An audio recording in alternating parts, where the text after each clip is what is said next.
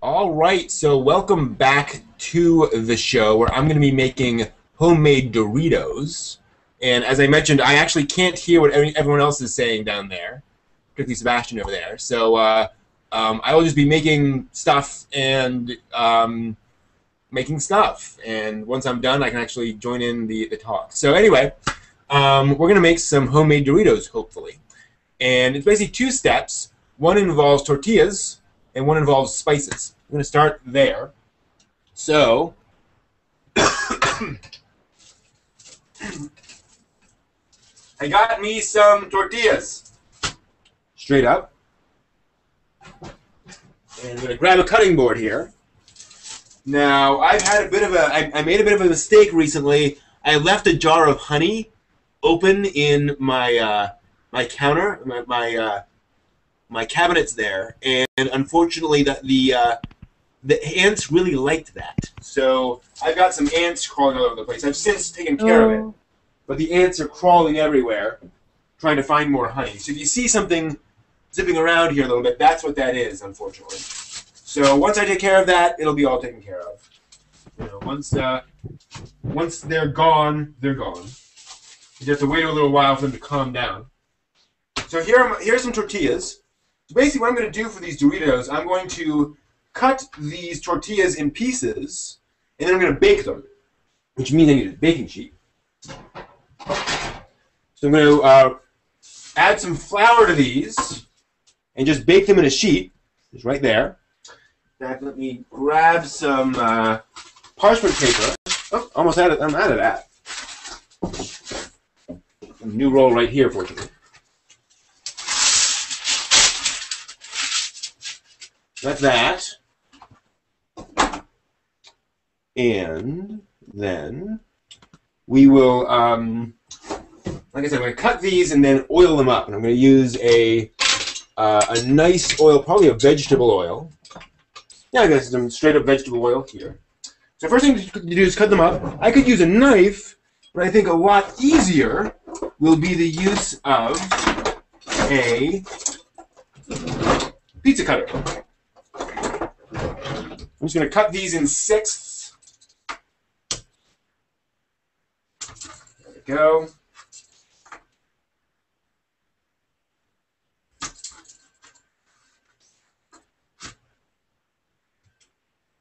And there we go. So I now have a bunch of proto Doritos, basically.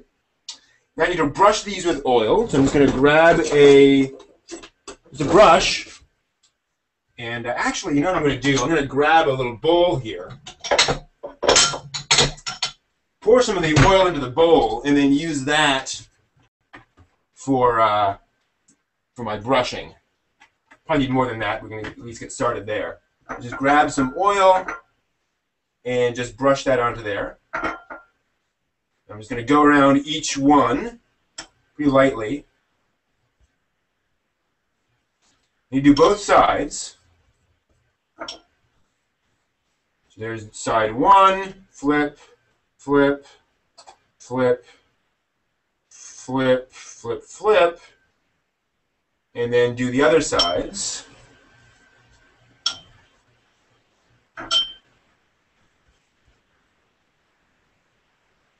You asked about the pan. The pan is burned, actually. Yeah, you saw the stuff there. This various stuff is burned into it over time. It's one of the reasons, actually, I like using the parchment paper, is that it it doesn't resolve that. But all this stuff I can't get up in any way, shape, or form. It's on there. All right, so I've oiled those. I'm going to place those on the pan. Apparently, from the recipes I've read about, you don't want them to overlap, but they can be touching. They can be right next to each other. You don't have to worry about getting them, right next to each other. One of the nice things is that now there's a little bit of oil on the next layer. I'm going to be a little less liberal with the oil here on this next layer. I've already got some from the top, or from flipping those over. Did I grabbed two from one of these. And that was it. So, accidentally went overboard on one of these pieces. So we'll take care of that. All right. Then we flip, flip, flip, flip, flip, flip. And then we oil the other sides. Oops. Some of that oil on the bottom is being a bit of an issue. Now, I have turned the oven on to 350 degrees. So it's already nice and warm. And that's good. And I can see I'm going to need another sheet, which is a good thing. And I also had that one. That's the extra. So let me just put this over here real quick. And just get some of this oil off my hands. How long do you take to make? Good question. So I'm going to bake these for about 10 minutes. And then once they're baked, basically just sprinkle the topping on it. So all I need to do is bake them for 10 minutes and then sprinkle the stuff I'm about to make, and you're done. And you just got to wait for them to cool, obviously, a little bit. Which should be pretty darn quick. All right, so I need the other pan. And obviously more parchment.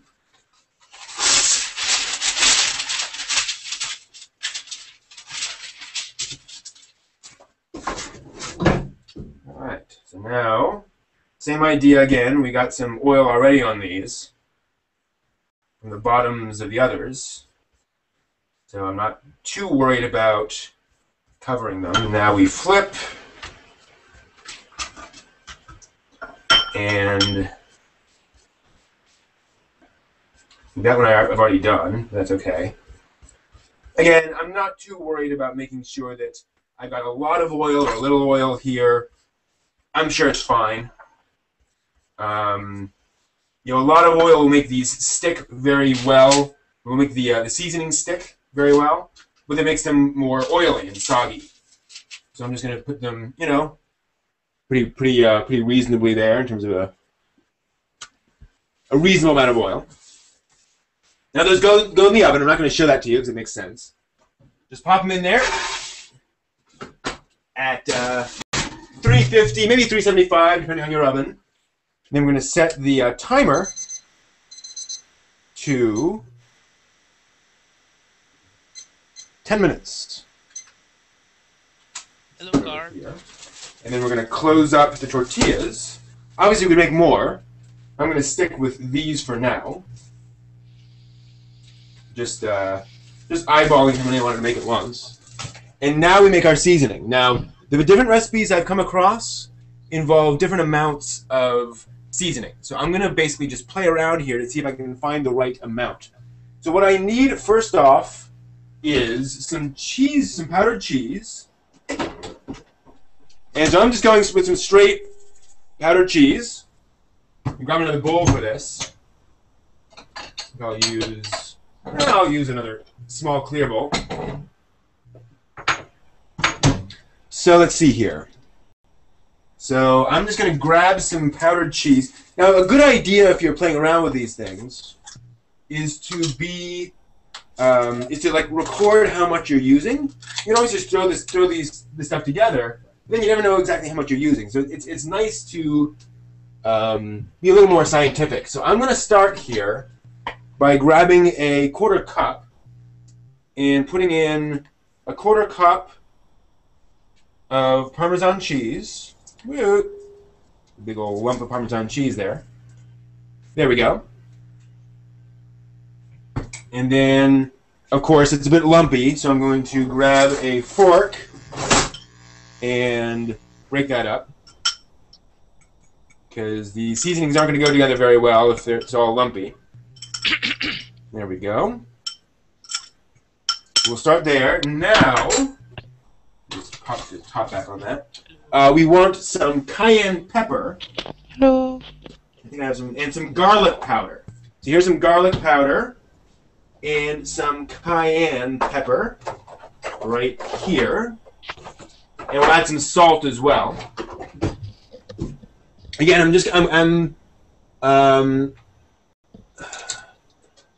want to be exact on here, so I'm going to grab 1/8 of a teaspoon. There's not a lot. It's a good place to start. Of the garlic powder. This actually has some coarse ground with parsley. That's okay. Parsley's not going to add too much to the flavor. A little bit, but that's something we can play around with. And then similarly, I'm going to add 1/8 of a teaspoon of the cayenne. Actually, a lot of cayenne pepper.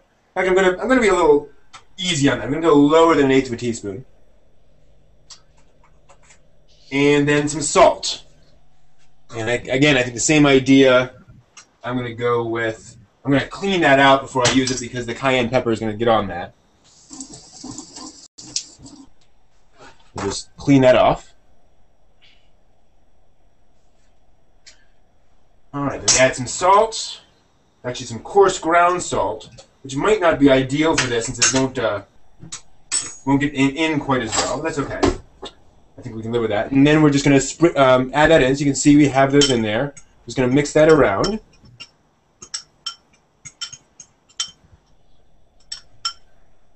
All right, 6 minutes to go on the tortilla chips. And I think we're pretty light on the seasoning there. Any substitute for the pepper? I don't think so. All the ingredients I saw called for some cayenne pepper. That's pretty close, but it's very cheesy. That's pretty close, but it's interesting. The pepper's definitely there. It's maybe even a little too hot, actually. I would come down a bit on the cayenne pepper. So it's quite spicy. So I go with maybe even 1/16 of a teaspoon of the cayenne pepper. And I'm going to pump up the garlic a little bit. Well, no, the garlic actually is pretty good. Let me check some of the other recipes I have for this. Like I said, I have a number of different recipes that I came across. Besides just the garlic powder, also some onion powder. Let's see if I have some onion powder in here. That would definitely make a difference. Onion powder, onion powder. Wasn't sure if I need that, but that definitely does feel like a good taste bump. Let's see here. Where's my onion powder? I thought it was right there. Paprika. Well, you know. Celery, cinnamon, cloves. May not have any onion powder, which would be unfortunate. Oh, there it is. Okay. So again, I'm just going to add 1/8 of a teaspoon of garlic powder. I'm sorry, onion powder, and the salt out of that, so that's not a problem. And then let me spread that in a little bit.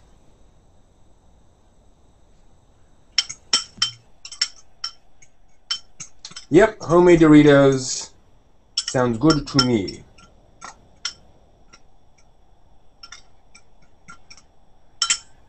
Alright, now we taste.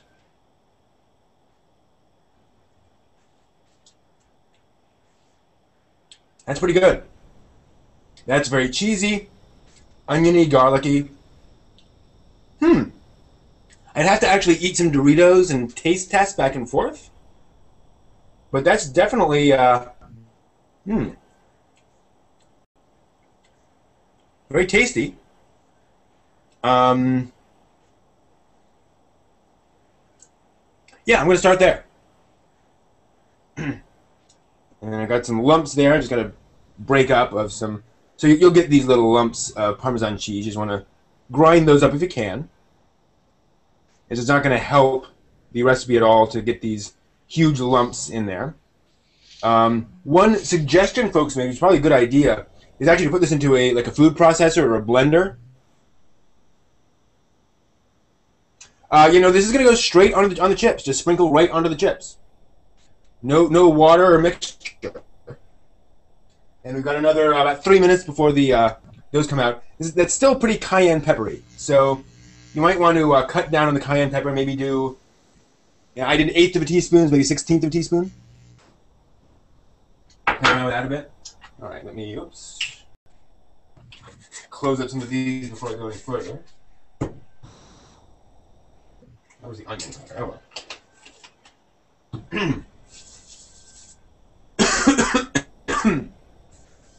All right, so you got that. And again, we can play around a little bit with the ingredients, but I think that's pretty good. So once these come out, I'm going to need to let them dry a little bit. So what I'm going to do actually now is grab some drying racks, put those down here. These standard sort of cookie rack style drying racks. A few of those, get some of this stuff out of the way.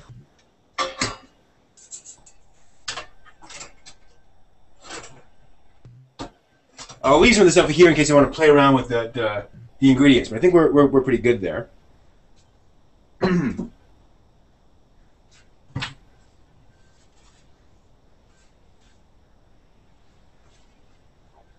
And so the onions, the chips go right on here.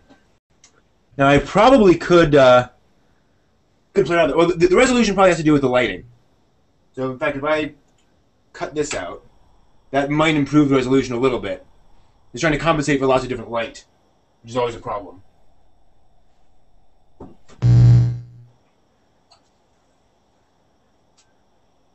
All right, so again, got a few more, about a minute now to go on those chips, and they'll come out. They'll go in here. Now I could lay down some. I think I will do that. I'm going to lay down some paper towels, and that'll catch some of that oil as it drips. You put it underneath, but with these here, that'll actually absorb some of the oil and just get it off of there, so it's not going to be quite as oily as it otherwise would be. And again, that's just kind of something to play around with to figure out. And then, so once those go, so now basically we're just a waiting game. I'm saying like 40 seconds for those chips. Let me just check them real quick in the oven. Yeah, they look fine. Nothing particularly noticeable. The recipe didn't say to wait until they're like browned or anything, so I'm basically just letting them bake for 10 minutes, and we'll see what happens when they come out. Hopefully they'll be okay. So yeah, we're about there. I'm actually gonna pause that so it doesn't beep like crazy.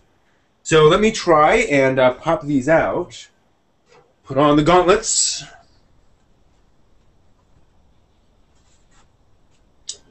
Then, okay. So here's what I've got. Basically just more chips. And they're going to be spread out here. Whoa! Sorry about that.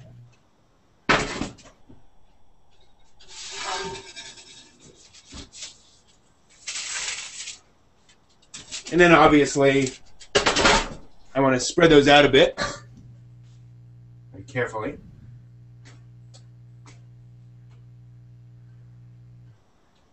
And now, apparently, I just want to sprinkle, wherever I put, there it is, my seasoning onto those chips. And obviously you're going to lose some. It's kind of the nature of it.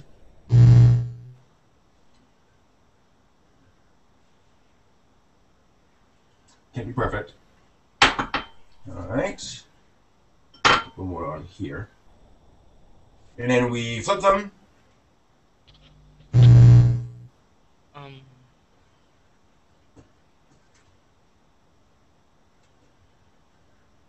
And again, a lot of that stuff's going to fall off, unfortunately. But the point here is to get them on both sides. You kind of need to do that. And you want to do that before they cool off. Because that oil's on there. And the oil is starting to dry out as we speak. So I'm trying to sprinkle this on here before that oil all dries out and gets sucked into them. And make sure I have enough for all of them. So that quarter of a cup of Parmesan was just enough for all of these. Now, of course, regular Doritos use, I think, a cheddar cheese instead of Parmesan. So that's going to affect the flavor a little bit. Well, significantly. But, again, only so much you can do. Okay. Now we're going to wait a little bit to let that cool down. And then we'll try them out. Now, some of the other recipes I've seen have suggested that you basically put them into a bag and then just shake them with the seasoning. That's another way of doing it. I think this is a little more effective. It'll get more on there. Yes, it is nighttime here where I am. And so let's see here. So in fact, to that point, we will pull out our handy brown bag and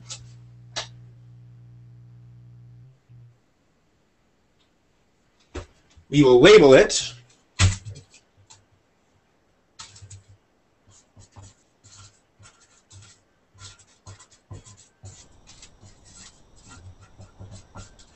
homemade Doritos, trademark, with a little chip, a few little dots in there. There we go.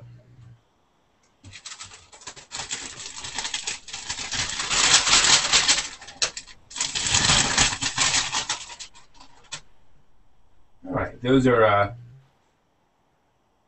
still hot, but certainly touchable.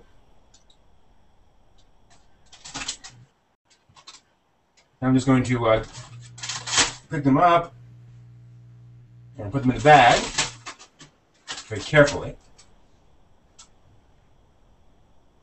I just sprinkle a little bit, so if there's a lot on there, I'm just kind of dumping that off. It's going to get off in the bag anyway, so there's not much point in getting lots of little topping in the bottom of the bag. But you can't get that out anyway. So, and now we taste.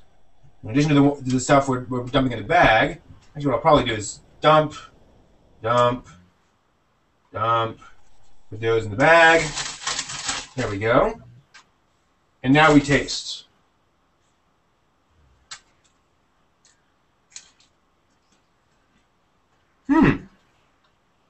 So they could have gone longer in the oven. I would kick that up about 400 degrees.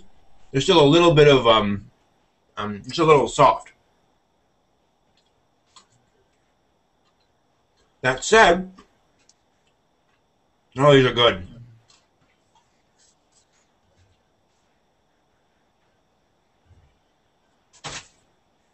And obviously you can adjust that recipe to taste. And also, obviously, they'll firm up a bit as they dry, so they'll be a little crispier even in a few minutes. So you might want to wait a little while and see if they crisp up as they sit there in there. Yeah, a little crunchier there. But that is basically how to make Doritos.